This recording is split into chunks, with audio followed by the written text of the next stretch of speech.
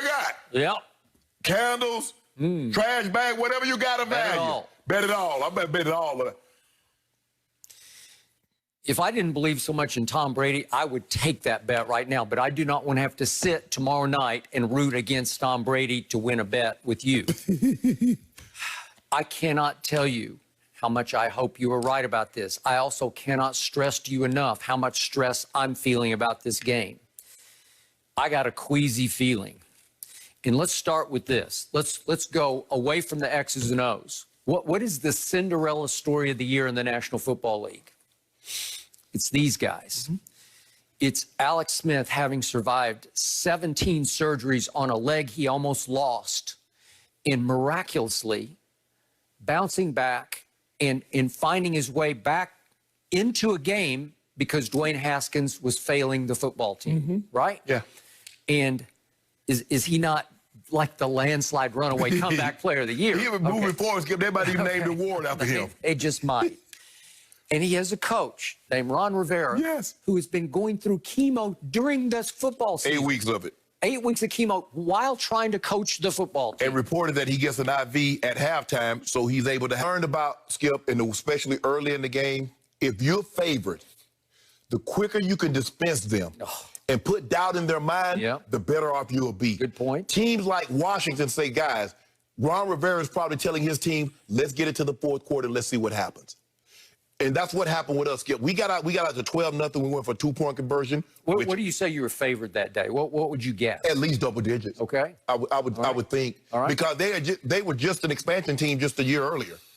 So here they are in the second year of existence. Which year was this? 96. 96. We're 13-3. Okay. We're up 12-0. I dropped the 2-point conversion, which would have made it 14-0.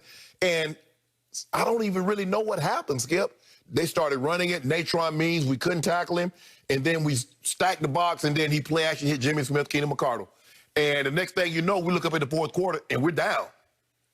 Like, oh, my, how did we get here? We had the best record. We had the best record in football. We had TD, like John, myself, Ed Rock. And they got it to the fourth quarter, and it was too little too late. Okay. And that's what Washington is hoping to be able to do. You just gave me the blueprint, right? Yes, that's the recipe. And that game was in your house. In our house, yes. This game is in their house. Right. And I cap off the feel-good meant-to-be story of the year. They did just recently change their name finally from that name that was despised to the football team, right? So it feels like it's right on time for this to relaunch. Yeah. Okay, now let's go back on the field. What have you preached to me for years? The way to beat Tom Brady is to get consistent pressure and sack him, knock him around, rough him up with a four-man rush. No blitzing because you don't want to break down on the back end. Right. You just need to get after him with four. Yes. First Eli Super Bowl, the Giants featuring Michael Strahan got after him with four, and they got after him.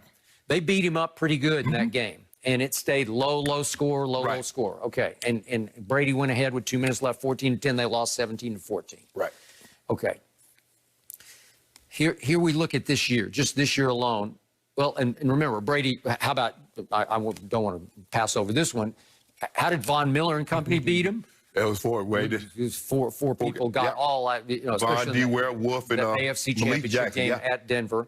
And then this year we saw the Saints twice got after him with four, and we saw the Bears on Thursday night definitely got way after him with four in ways they haven't all year to anybody else, but they got after him. The Rams. And the Rams at Tampa. Those 4 games, you say, whew, there it is. And here it is again. Is this rush as good as New Orleans or Bears or Rams? It has potential to be. It doesn't always play up to its draft position. The only thing is, as good as Chase Young is, I'm not going to say he's as dominant a pass rusher as Aaron Donald. I'm not going to say he's Khalil Mack. And Skip, I know Hendrickson is not a household name. No, but every time you look up, he's popping off your TV screen. And I was talking to a buddy of mine, and I was like, man, you know who Hendrickson reminds me of? And before I could say it, he said Jared Allen. Really? You remember the pass rusher from Minnesota and Kansas City? Yep. That a non-stop motor. He's special. Now, the question is, can the front four of Washington get relentless pressure? Bring Kerrigan in because, hey, They're going to try to run the football. So they have a 5-man rotation featuring 5 first-round picks. Yeah. That's unheard of. I don't know if there's, in the history of this league, any team has ever had that. Yeah, right? not the start line. I mean, no. That means, it shows you how they built their team. They built their team front to back. The offensive line, you look at Sheriff, I think it's pronounced Sheriff, how they built their offensive line, how they built the defensive line front to back. Yep. First rounders going backwards. We need protection. We need to get after your protection. Yep. Okay. Let's flip it around. Alex Smith, do I have high regard? I do not. I got you.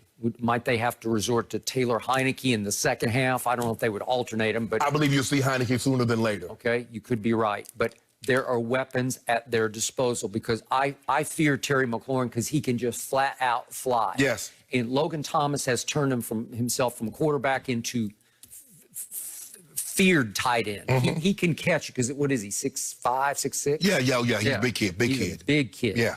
Antonio Gibson can run it. It's hard to run against this team because they run blitz you is what they do. It's just hard to get yards running, but most people said, we don't need to run. Right. We can throw it. They were 21st in passing yards allowed. That's horrible for a team that is 8th in points allowed. But the way to get them is to get them that way. Right. And for the evidence, I give you the New Orleans game, the one at Tampa on that Sunday night.